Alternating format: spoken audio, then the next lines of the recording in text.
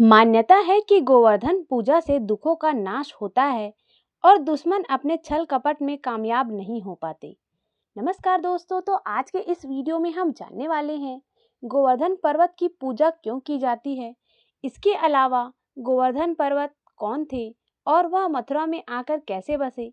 इसके अलावा हम गोवर्धन पर्वत से रिलेटेड कुछ आश्चर्यजनक बातों के बारे में जानेंगे, जिनमें से एक है गोवर्धन पर्वत का धीरे धीरे कम होना।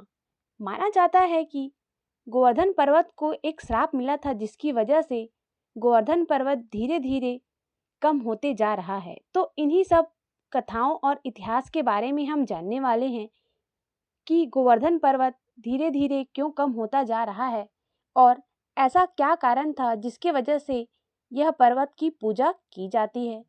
तो इस वीडियो को आप अंत तक जरूर देखिए। यह गोवर्धन पर्वत आज भी मथुरा के वृंदावन इलाके में स्थित है। पौराणिक कथाओं के अनुसार पुलस्त्य ऋषि मथुरा में श्री कृष्ण लीला से पहले ही गोवर्धन पर्वत को लाए थे। हिंदू मान्यता अनुसार पुलस्त्य ऋषि तीर्थ यात्रा करते हुए गोवर्धन पर्वत के पास पहुँचे तो सुंदरता और वैभव देखकर गदगद हो गए और उसे साथ ले जाने के लिए गोवर्धन के पिता द्रोणांचल पर्वत से निवेदन किया कि मैं काशी में रहता हूँ, गोवर्धन को ले जाकर वहाँ पूजा करूँगा। पुलस्त्य ऋषि के निवेदन पर द्रोणाचल बेटे के लिए दुखी हुए, लेकिन गोवर्धन के मान जाने पर अनुमति दे दी। काशी जाने से पहले गोवर्धन ने पुलस्त्य से आग्रह किया कि वह बहुत विशाल और भारी है, ऐसे में वह उसे काशी कैसे ले जाएंगे। तो पुलस्त्य ऋषि ने तेज बल के जरिए हथेली पर रख कर ले जाने की बात कही।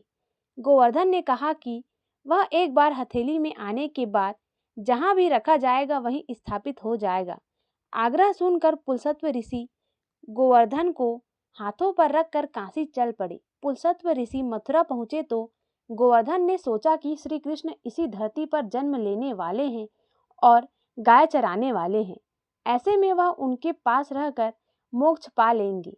यह सोचकर गोवर्धन ने अपना वजन बढ़ा लिया, जिसे उठाने में पुलस्त्य ऋषि को आराम की जरूरत पड़ गई। उन्होंने गोवर्धन पर्वत वहीं जमीन पर रख दिया और सो गए। पुलस्त्य ऋषि ने गोवर्धन को दिया श्राप।